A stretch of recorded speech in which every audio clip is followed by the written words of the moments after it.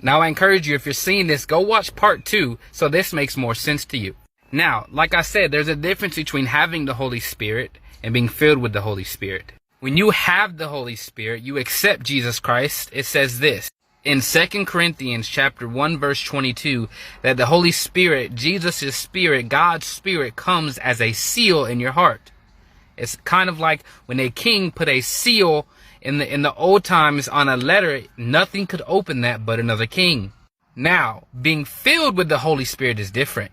What this does is stirs the gifts inside of you. It's almost like the Holy Spirit is there, but when you're filled with the Holy Spirit, just like it happened in the book of Acts in the upper room, the light switch turned on. But I encourage you, spiritual warfare gets very difficult without this one thing: deliverance. Maybe you've grown up in a horrible household with rejection or even hate.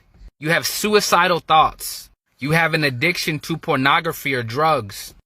Something touches you at night or even gives you what they call sleep paralysis. And you guys listen to this because I'm opening up a very strong thing that the enemy hates right now. And if you're listening to this, it's because it's what God said you need in this moment.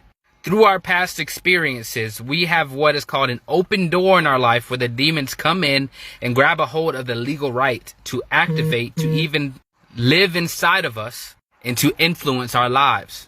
And what deliverance does, through the power and authority of Jesus Christ that he's given every single Christian, these demons are cast out. Now, I encourage you guys to watch part 3 because you might not think you have a demon.